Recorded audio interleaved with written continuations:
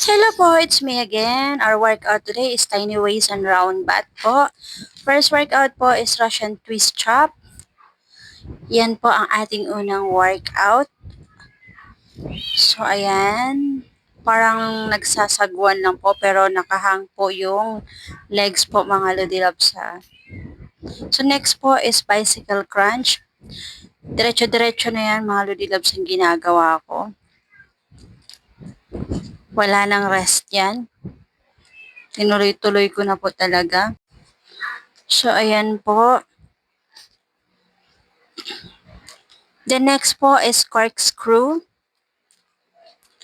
Yan, angat lang po yung glutes at saka yung legs po. Habang nakaangat po yung legs, sabay po yung glutes, bubuhatin po siya. Tapos yung hands po, nasa ilalim po ng glutes. The next po, alternate two touch po. Mga Lodi Loves, depende sa kamay nyo kung saan nyo ilalagay ha. Pwede taas, pwede naman sa head.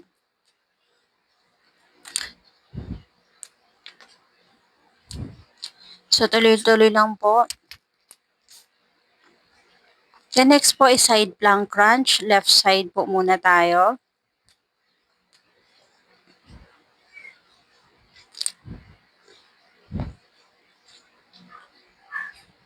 Walang pahingahan na yan. Straight workout yung ginagawa ko dyan mga Lodi Loves. The next po is side plank crunch. Right side naman po. Pawis na tayo dyan. Actually, bagong ligo lang ako dyan mga Lodi Loves. So, parang gusto ko mag-workout. Gusto ko pagpawisan. Sayang yung ligo na, tapos pagpawisan lang din naman pala. But worth it naman kasi workout naman po siya ang gagawin ko. Next po is U-boat naman. Dalhin lang po yung legs sa magkabilang side po. Habang nakatukod po yung hands po sa likod. Then next po, heel touches po. Hindi po yung neck po natin ang gagalaw ha.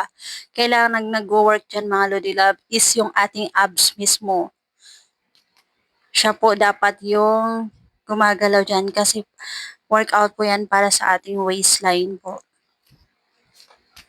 The next po is Spider-Man plank.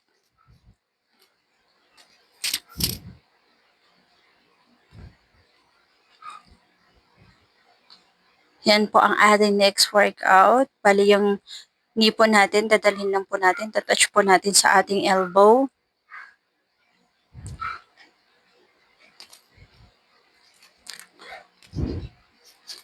Then next one po is plank tap.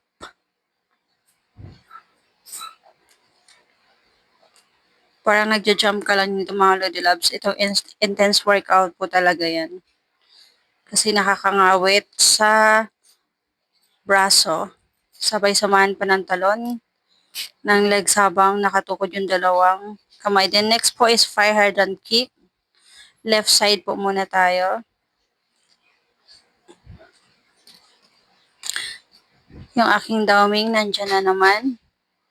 Pag nakita niyo may camera, andyan din siya.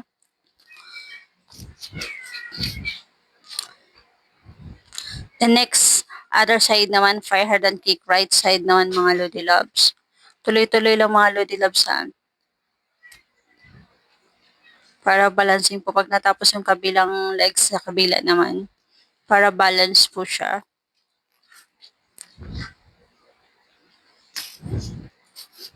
The next po is U-raise, left side po. Yan, hinihingal na po tayo dyan. Para ang dali lang tingnan. Yan mga Lodi Loves, mag-shape lang kayo ng letter U dyan sa legs nyo.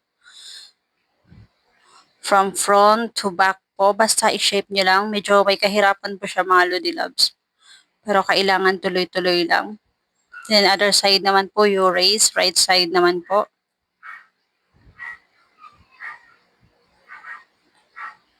Glutes yan mga Lodi Loves ang tinatarget niyan.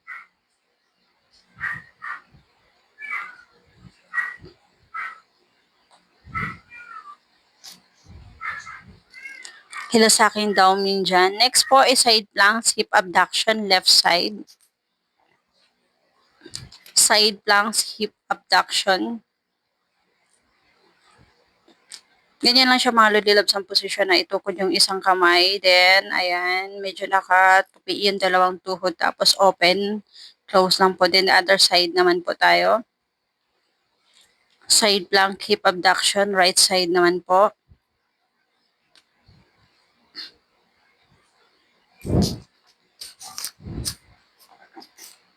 Pag napagod, pahinga lang. Pero ako tinuloy-tuloy ko talaga yan dyan. Saka na magpahinga after ng workout. Next po is single leg glute bridge. Left side po. Ganun lang siya mga Lodilabs. Iangat lang po yung glutes. At taas habang yung isang legs is nagtutukod po. Then, other side naman yan mga Lodilabs. Sa right side naman po. Single leg glute bridge right side.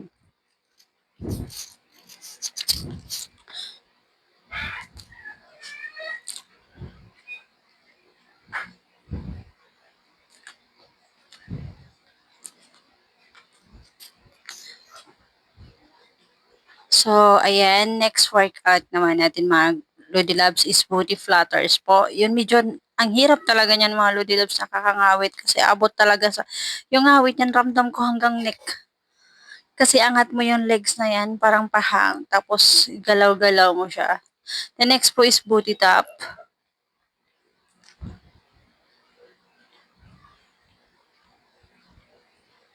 Pero maganda, promise, ang ganda niya sa glutes mga Lodilab. Talagang, ramdam nyo talaga na parang nag-aapoy talaga yung glutes nyo. Ngawit na ngawit talaga yung ating wet po dyan.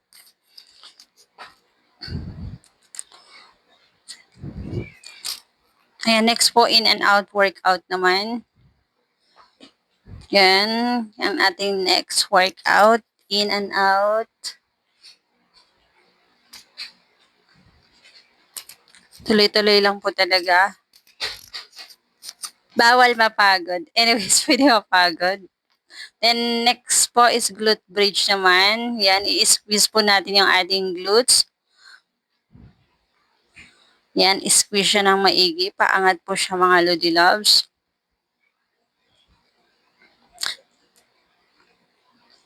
Habang naka-wide yung ating legs.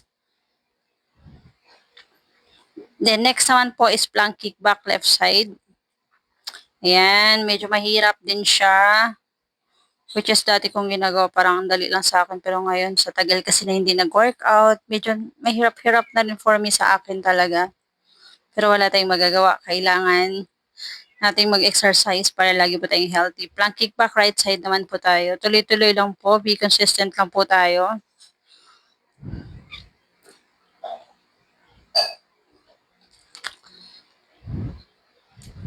Actually, ngawit na rin ako dyan. Talagang tiis lang talaga. Next po is donkey kick fire hydrant left.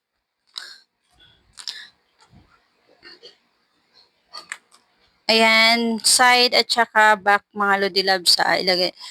Ayan, papunta sa side and papunta naman sa likod. So, ganun din sa kabila. Donkey kick, fire hydrant right naman po tayo. Basta kung ano po yung ginagawa sa unang position ng legs, ganun din po sa other side din po. Ang tinatarget niyan mga Lodilabs, hindi lang glutes, kasama yung hips dyan. Sa donkey kick na yan. Tsaka sa fire hydrant, pinaka-combination na po kasi siya. The next po is booty tap. Yan, maganda din sa glutes. Sa lahat ng workout mga Lodilabs, dyan talaga ako medyo na kasi ang pain niya kasi abot hanggang neck talaga eh. Akala mo buhatin mo yung legs mo para iangat lang papuntang back. Ramdam talaga ng glutes mo. Ayan, finally done na rin po. Natapos din ang ating workout. Maraming salamat po. God bless everyone. Bye! Flex flow muna tayo saglit sa ating workout. So, ayan lang naman po yung resulta. So, ayan. Bye!